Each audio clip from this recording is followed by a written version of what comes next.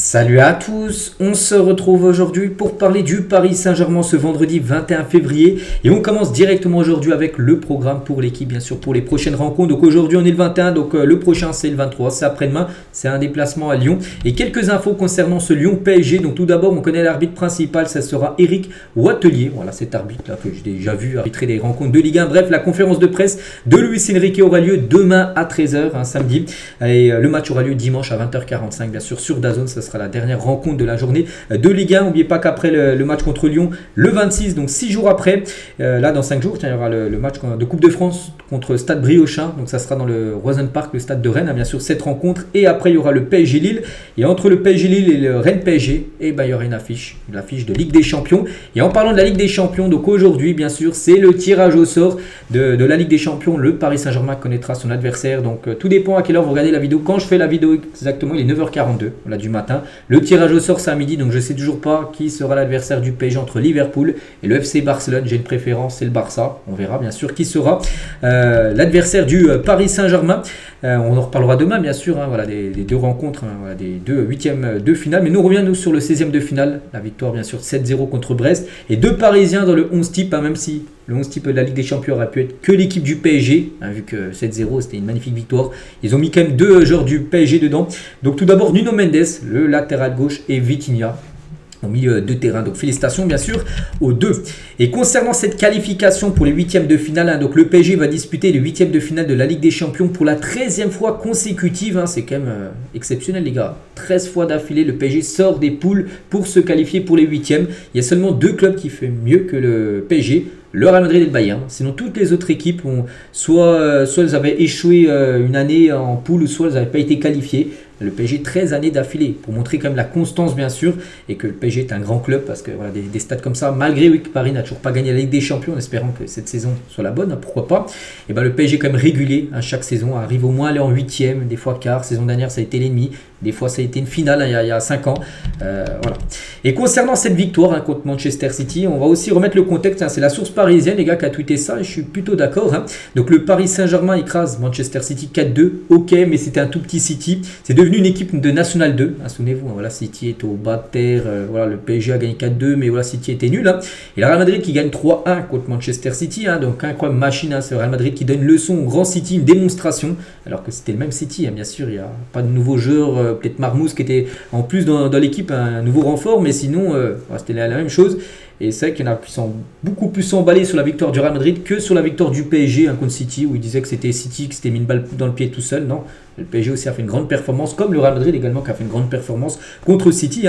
Donc il a mis ceux qui gèrent Twitter, la source parisienne. Donc c'est curieux ça, c'est le même Manchester City, la même équipe, même staff, même coach Pep Guardiola, même période. C'est rassurant de voir que pour vous, City est donc redevenu un top club ouf. On avait un doute. Voilà, bon bref, voilà, pour montrer aussi, remettre les choses bien sûr dans le contexte. Et concernant le huitième de finale, soit contre le Barça ou Liverpool, vous le savez peut-être, moi je ne sais pas encore, mais par exemple les billetteries c'est déjà ouvert. Bon déjà il y a déjà beaucoup de places qui sont déjà vendues comme depuis le début de saison, mais il y a déjà quelques places, on peut voir dans les carrés là, bleu, jaune, violet, on peut voir des prix 195, là je sais pas, mais je crois que ça doit être plus de 200 € bien sûr les places de toute façon. Tant que Paris jouera dans un stade limité, une place limitée, 47 000 places, ça reste quand même un stade trop petit. Après, le PSG peut rester au Parc des Princes, mais il faut absolument augmenter la capacité, c'est pas possible. Si tu veux aussi changer de dimension, tu as changé de dimension dans ton équipe, mais il faut aussi, ça passe aussi par le stade. C'est pas possible, 47 000 places. Je pense que voilà, le Parc des Princes aurait une capacité à 80 000 places. Il serait aussi à guichet fermé pour certains matchs, bien sûr, de Ligue des Champions. Donc voilà, c'est un gros problème, bien évidemment. On va parler du stade juste après, parce qu'il y a quelques infos. Et on continue juste par la Coupe d'Europe, la Ligue des Champions, tout ça. Et juste, la France perd encore du terrain sur les Pays-Bas, l'indice UEFA. Pourquoi pourquoi? Parce qu'il y a deux équipes françaises qui ont échoué en barrage. Donc déjà Brest, qui a été éliminé par le PSG, mais aussi Monaco. Et du coup 70 000 points pour la France et les Pays-Bas, eux qui ont pas mal d'équipes qui ont réussi à passer. Le PSV, il y a le Feyenoord également qui s'est qualifié en Ligue des Champions au barrage. Hier en Europa League, il y a l'AZ Alkmaar, il y a l'Ajax Amsterdam qui s'est qualifié. Donc tout ça font qu'en gros il y avait 7 000 points il y a encore 2-3 mois. Et maintenant il y a 4 000 points entre le championnat français et le championnat néerlandais. Donc voilà, ça concerne un peu le PSG. Heureusement que le PSG bien sûr gagne ces matchs de Ligue des Champions, tout ça, comme ça. C'est un peu grâce à Paris, bien sûr. Sur les 70 000 points, là, il y a une bonne partie grâce à Paris, bien sûr. Ces points, l'indice UEFA français. Concernant les photos de l'entraînement du jour, très rapide, avec tout d'abord Zaïre Emery qui a repris la course, ça c'est plutôt une bonne nouvelle. Hein. On peut voir Kvaratskhelia, on peut voir également Désiré Doué, Lucas Hernandez. Et tiens, pour revenir sur Warren Zaïre Emery qui a repris la course, mais bon, pour le revoir jouer, c'est pas pour maintenant. Et blessé à la cheville depuis Stuttgart, Zaïre Emery est incertain même pour le 8e de finale aller qui devrait se jouer le 4 ou 5 mars. Hein. Donc là, les matchs qu'on a eu jusqu'à début mars, il ne devrait pas être là. Afin de le préserver, Deschamps pourrait ne pas aussi le convoquer le 13 mars prochain pour la liste de l'équipe de France. Hein.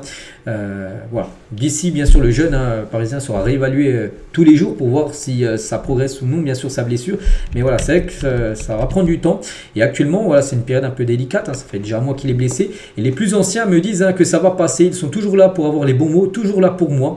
Voilà, donc c'est une interview. C'est lui qui a été interviewé par rapport que le groupe le soutient, bien sûr, par rapport pendant sa convalescence, son rétablissement, bien sûr. On espère le revoir très vite sur les terrains et surtout à 100%. Tiens, on revient sur le stade. On parlait tout à l'heure du stade, la billetterie, là où les places, bien sûr, sont très chères parce que, bien sûr, vu qu'il y a des places limitées, il y a beaucoup de demandes, donc les prix s'envolent. Hein, c'est comme ça. Et juste une petite info par rapport, on sait que le PSG est toujours l'optique de plus rester au Parc des Princes parce que la mairie ne veut pas vendre le parc au PSG. Donc du coup, pour augmenter la capacité, c'est soit tu pars ou soit tu resteras à vie avec un stade à 47 000 places. Et je trouve quand même que c'est pas possible. Hein. Je dis Paris doit avoir au moins un stade quasiment le double en termes de capacité. Et le nouveau stade du PSG pourrait être accueilli par la ville de Ris-Orangis, dans la banlieue parisienne. L'ensemble du site s'étend sur 97 hectares et pourrait accueillir un stade d'une capacité comprise entre, ils peuvent construire un stade de 60 000 à 90 000 places. Donc déjà, s'ils venaient à construire un nouveau stade, il ne faudrait pas miser sur 60 000. Je pense au moins sur 80 000, minimum 80 000. Et après, ça pourrait aller jusqu'à 90 000, vraiment pour avoir un stade énorme, bien sûr. Donc l'horizon 2030 sera un délai raisonnable pour la fin de la construction du stade et de ses infrastructures. Voilà. C'est ce qui se dit, c'est RMC Sport qu'on voit ça. Voilà. Après, il y aura un lieu à Ris-Orangis. Après, on a souvent vu des lieux à Montigny-le-Bretonneux, on en parlait aussi il y a quelques temps. Il y en a un peu partout. Donc là, c'est le dernier en date, c'est Ris-Orangis, voilà, où un stade pourrait être parfait. Donc la ville rassure sur l'accessibilité les soirs de match, bien sûr, citant les lignes C et D du RER ou de la Nationale 7 en voiture, et précise que le PSG sera seul maître d'ouvrage du foncier acquis. Voilà, que le PSG, si c'est eux, bien sûr, qui font le stade, c'est eux qui seront les ingénieurs du Paris Saint-Germain qui feront le stade à 100%. Le maire de Ris-Orangis n'aura pas son mot à dire. Juste, il lui donne l'emplacement et c'est les ingénieurs du PSG qui feront le stade qu'ils veulent en gros. Donc voilà, c'est une piste. Voilà, c'est une piste et on parle peut-être de fin 2030 pour la fin des travaux. Bon, pour l'instant, en 2025, ce serait dans 5 ans, mais pour l'instant, il n'y a même pas encore, c'est même pas encore officiel. On va dire le lieu, tout ça. Ça va encore prendre du temps, mais voilà, l'avancée concernant le nouveau stade. Et des discussions existent pour que le Paris FC aille au Parc des Princes si le PSG venait à partir et aller dans ce nouveau stade. Donc le Parc des Princes, il n'y aura plus personne et ça se peut que dans le futur, le Paris FC joue au Parc des Princes. Voilà. Et le PSG a pour ambition de devenir le club du Grand Paris. Alors, on continue les gars, on va juste parler de U17 qui jouait hier. Ils se sont imposés 3-1 face aux Glasgow Rangers en demi-finale de l'AS International Cup. Bon, je ne sais pas trop ce que c'est. Bon, bref, c'est une compète. Les jeunes ont disputé la rencontre et ils se sont imposés. Ils affronteront le Real Madrid en finale ce samedi. Donc, c'est les centres de formation, les U17 du Real contre les U17 du PSG. On souhaite bonne chance, bien sûr, aux jeunes parisiens. On continue. On va parler de Presnel. Kimpembe l'a fait son retour en Ligue des Champions contre Brest. Et on se revoit au prochain tour. Merci le Parc pour cette ovation. Très heureux d'avoir pu revenir et jouer, bien sûr, en Ligue des Champions. Kimpembe 2 ans après son dernier match en LDC, c'était en février 2023. Et tiens aussi Kvaratskhelia, donc il a publié une photo, Kvaratskhelia sur son compte Instagram. Et Ousmane Dembélé a répondu, les gars, en géorgien.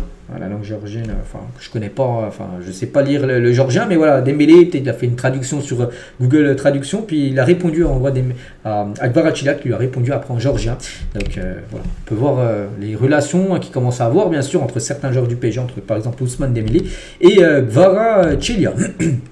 Et on finit aujourd'hui les gars avec juste 2 infos rapides sur le mercato. Le PSG s'intéresse à Alexander Isak pour cet été. Newcastle veut au moins 110 millions d'euros s'il ne se qualifie pas pour la Ligue des Champions. Parce que s'il n'a pas se qualifier pour la LDC, on pense qu'Isak ne restera pas à Newcastle. Il va vouloir aller certainement jouer la LDC. Et PSG va jouer la LDC saison prochaine. Ils vont finir premier de Ligue 1 ou deuxième. Même si PSG finit deuxième de Ligue 1, Enfin, déjà, ce serait fou de les voir deuxième. Quand on voit le nombre de points qu'il y a sur Marseille, ils seront toujours en LDC. Donc voilà, c'est pour ça que Isaac, c'est une possibilité. Donc la concurrence, Arsenal, Liverpool et le Barça. Mais le prix est trop élevé pour ces trois clubs et le PSG pourrait mettre cette somme. Hein. Voilà, concernant Isaac. Et il y a aussi un autre attaquant, parce qu'on pense que Paris ira chercher un numéro 9 avec le départ, par exemple, de Randal Kolo Muani. Gonzalo Ramos n'est même plus titulaire, donc on pense qu'il manque un 9, même s'il y a Dembélé pour l'instant, il joue faux numéro 9. Et peut-être le PSG ira chercher vraiment un 9 pur pour l'été prochain.